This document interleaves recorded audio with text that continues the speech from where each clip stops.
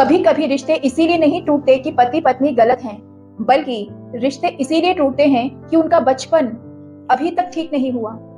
एक real story सुनिए अर्जुन और सिया की।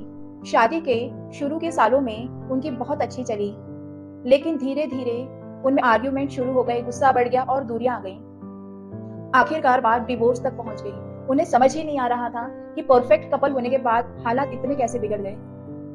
सेशन के दौरान असली सच सामने आया, सिया के बचपन का इनर चाइल्ड ट्रॉमा। सिया के पापा बहुत गुस्से वाले थे। बचपन से ही सिया अपने डर को मन में दबाकर बड़ी हुई। उसका हस्बैंड अर्जुन जब तेज आवाज में बात करता तो अचानक से घबरा जाती, उसका इनर चाइल्ड रिएक्ट करता। सिया को लगता कि अर्जुन ही मेरे पापा जैसा ही है, मुझे चोट पहुंचाएगा, मुझे दर्द देगा, इसलिए सिया रोती और इतना रिएक्ट करती, वो दूर भाग जाती। इधर अर्जुन की माँ भी शुरू से बहुत बीमार रहती थी। बचपन में अर्जुन को जिस ध्यान प्यार की जरूरत थी वो उसको नहीं मिला। अर्जुन के भीतर एक हीन भावना पनपने लगी और इसी हीन भावना के साथ वो बड़ा हुआ। अब जब सिया रोती चिल्लाती तब अर्जुन को ये लगता है कि मैं बेकार हूँ और सिया मुझे इग्नोर कर रही है, मैं किसी के काम का नहीं। अर्जुन को ये लगता मैं अच्छा नहीं हूँ। कभी वो चुपचाप रहता और कभी उसका गुस्सा फट जाता।